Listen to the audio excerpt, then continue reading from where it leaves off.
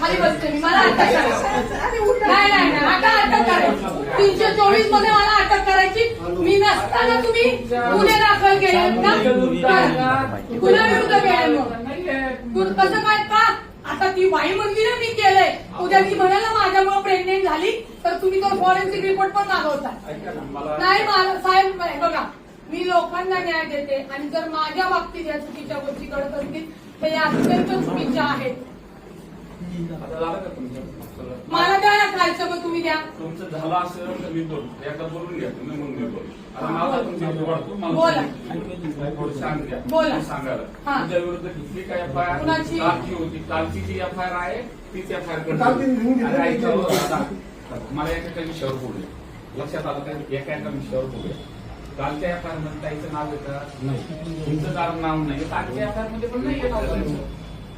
पण मग तिची कालची एफआयआर आहे तशी मिटवलेली तुम्ही घेतली, मग तुम्ही आम्हाला फोन करणं गरजेचं होतं की तुमची एफआयआर तुम्हाला द्यायची आहे का म्हणून.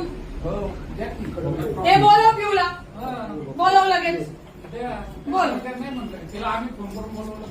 तुम्ही नाही बोलवलं माझा, तुम्ही बोलवलं, तुम्ही काय कल्पित केलंय तो भाग माझा नाहीये साहेब. कायद्याची प्रक्रिया काय सांगते त्याच्याशी मी बोलते. बरोबर आहे, आता तिला काल द्यायची नव्हती, आज द्यायची. अहो पण काल द्यायची नव्हती, तिने लिहून दिलं, लिहून दिलेलं महत्व नाहीये. आता तिचं म्हणणं आहे की मला द्यायची, आता आपण काय करू शकतो. असं तुम्ही तर तिने लिहून दिलेलं आहे ना. ह्याला बोलव, ह्याला कोण इकडं पिऊला बोलवलंय लवकर. मी कागद पेन दे, मला कालचे जे दिलेत ना ते पेपर्स द्या, मी त्याच्यावर येते.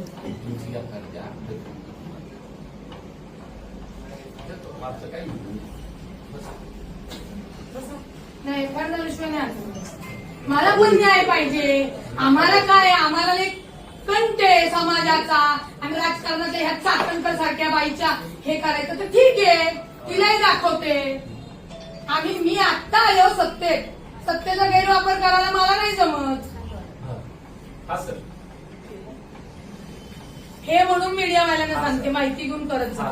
ते पेपर मागत नाही तुम्ही आणि तुम्ही करता, मग कसं सर्वसामान्यांना नाही मिळणार आहे.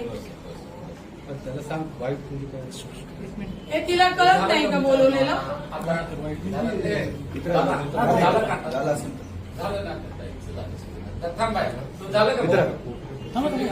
मला काम करू, तुम्ही आता झालं काय.